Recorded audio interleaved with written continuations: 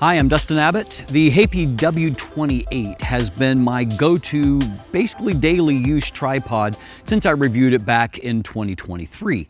Now, in what is fairly rare for me, I actually reached out to the company to see if they had anything new, not only because I've enjoyed it so much, but I've seen from the feedback on my original review and subsequent people that are wanting them and buying them that there continues to be interest in this tripod. So I wanted to see if they had something new, because this has been good enough that it actually has essentially completely replaced my use of a tripod like the Peak Design carbon fiber travel tripod.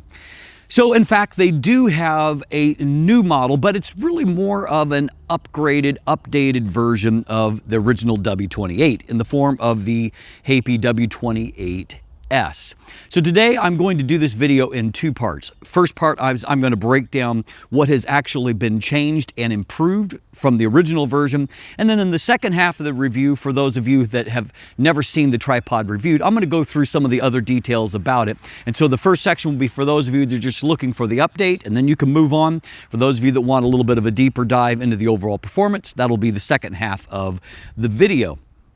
Now, to give you a little bit of a disclosure before I jump into the video, this tripod was sent to me by HEIPI for evaluation. They have had no input in the video itself. They will not see it before its release. My conclusions are my own.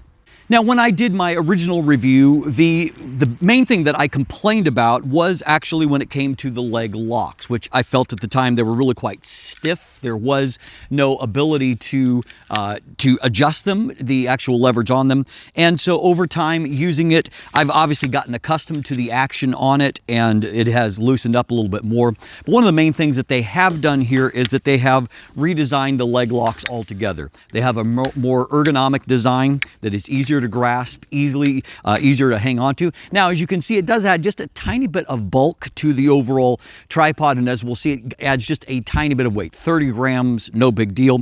But that is, they've beefed up that, but they're also now, they're adjustable and they are even removable, and so that you can clean them. On that same note, they've actually changed the function of the locks on the side that allow you to ratchet them into different positions. And so they've got a little bit more of a functional design there, a little bit better of a ratcheting design, but also just a little bit easier to access. My only complaint there is I do think it's overall a better design.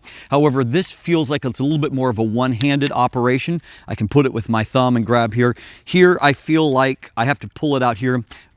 Both hands need to be kind of close to pull it out. However, I've seen this as a tried and true type design on other tripods. It works, so really no complaints at all when it comes to that.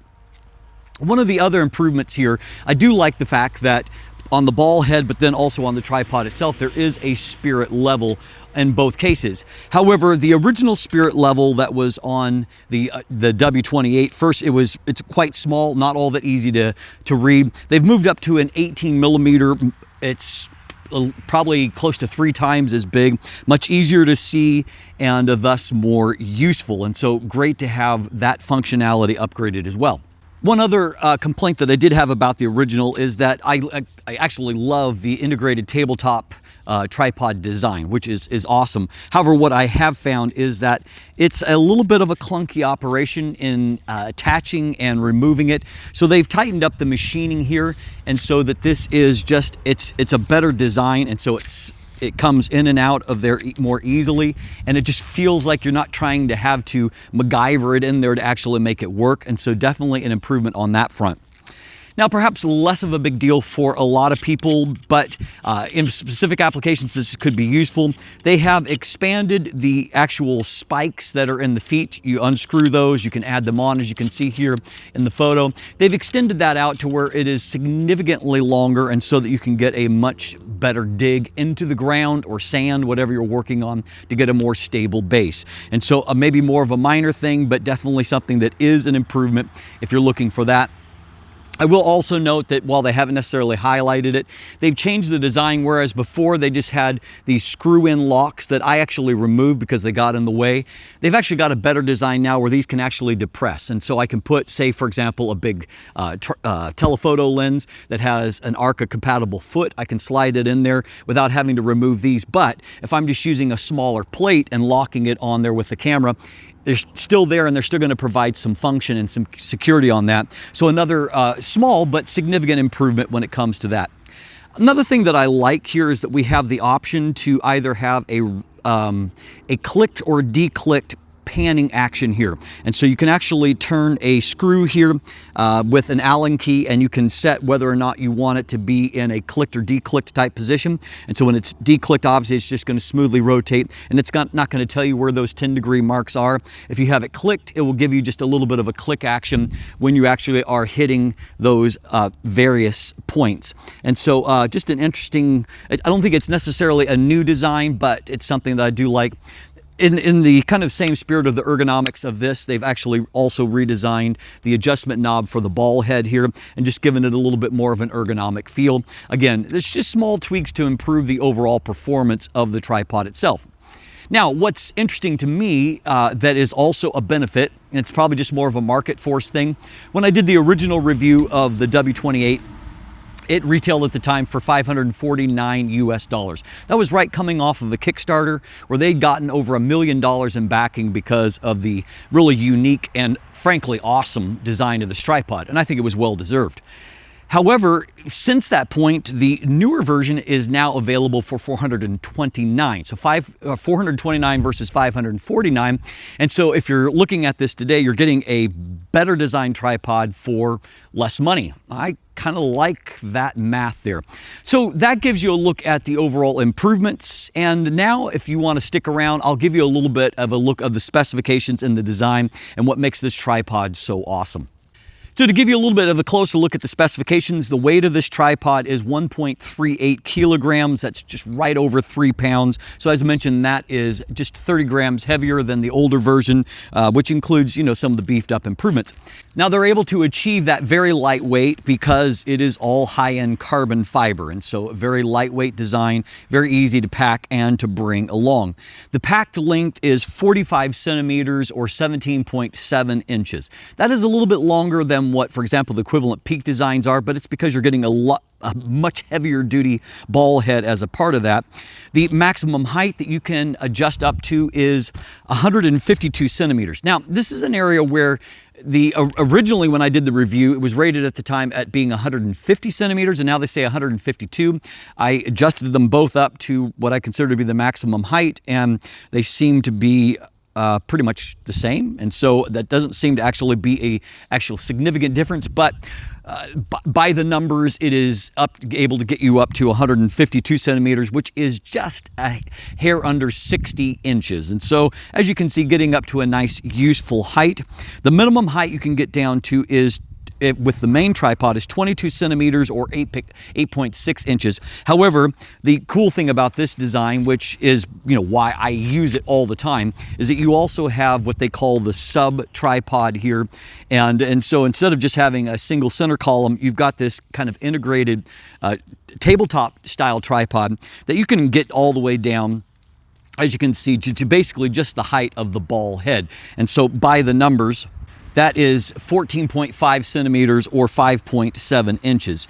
And because you've got a higher end ball head here, then you've got a much higher payload available to you than what you can get off of the Peak design. The Peak design will give you somewhere around 12 kilograms. This will get you up to 20 kilograms or 44 pounds. If you're using just the sub tripod, obviously you're not getting as much stability in these legs, but you can still put on 5 kilograms or 11 pounds, which frankly is enough for just about all normal camera combinations anyway.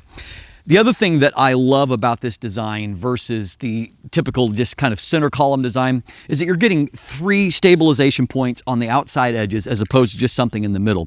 And what you're going to find is that the stability of that center column as a byproduct is so much better than what that single center column is. It feels very, very stable, and I have put super heavy combinations. I mean, recently I did the Sigma 300 to 600 f4 sport lens. It's the biggest and heaviest lens that I've ever tested. I threw it on this, no problem. This arrived, frankly, just in time, and I was able to put it on here, and obviously no problem there as well. I really love the stability of this tripod.